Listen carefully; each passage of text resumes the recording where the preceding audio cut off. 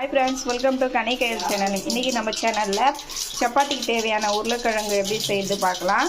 அதுக்கு வந்து வாணலில எண்ணெய் ஊத்தி கடுகு போட்டுருக்கேன். கடுகு நல்லா பொரிட்டோம். அதுக்கு தேவையான பொருட்கள் ஒரு வெங்காயம், தக்காளி, கொஞ்சம் கொத்தமல்லி, பச்சை மிளகாய் வந்து ஒரு 10 எடுத்து வச்சிருக்கேன். ஏன்னா காரம் கொஞ்சம் அதிகம் சாப்பிடுவோம், அதனால பச்சை மிளகாய். உருளைக்கிழங்கு வேக வச்சு உரிச்சு வச்சிருக்கேன். இந்த சைடு வந்து கடுகு நல்லா பொரிஞ்சிருச்சு. இப்போ வெங்காயம் ஆட் பண்ணிக்கலாம்.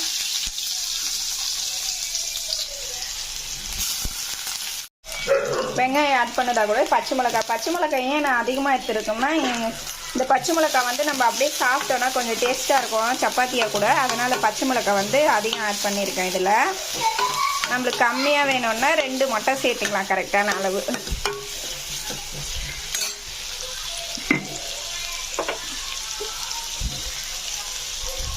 தேவையான உப்பு போட்டு இதில் வதக்கிக்கலாம்.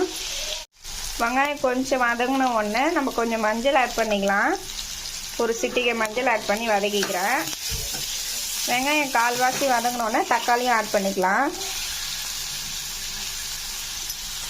இது ரெண்டுமே நல்லா வதங்கட்டும். இப்போ வெங்காயம் தக்காளி நல்லா வதங்கிடுச்சு. இந்த ஸ்டேஜில் நம்மளுக்கு தேவையான தண்ணி ஆட் பண்ணிக்கலாம். நான் 1.5 டம்ளர் தண்ணி ஆட் பண்ணிக்கிறேன். இது தண்ணி கொஞ்சம் ஒரு கொதி வந்தோடனே நம்ம உருளைக்கிழங்கு ஆட் பண்ணிக்கலாம். ஒரு கொதி வரும்.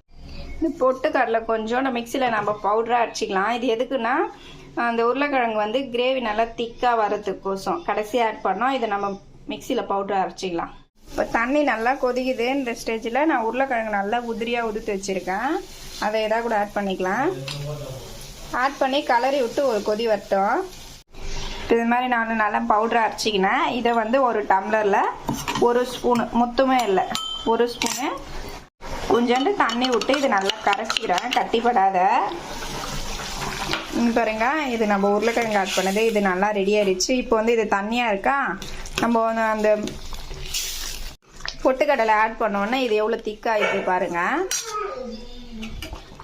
இப்போ நான் கரைச்சி வச்சுருக்கேன். அந்த பொட்டுக்கடலை இதாக கூட ஆட் பண்ணிக்கலாம்.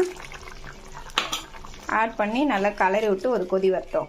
நம்ம பொட்டுக்கடலை ஆட் பண்ணோன்னா இங்கே பாருங்கள் எவ்வளோ திக்காயிடுச்சு பார்த்தீங்களா. அவ்வளோதான் ஃப்ரெண்ட்ஸ். இந்த ஸ்டேஜில் நம்ம கொத்தமல்லி தழை தூவி இறக்கிற வேண்டியதுதான்.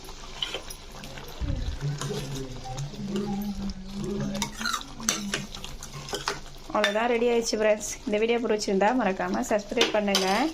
தேங்க்யூ.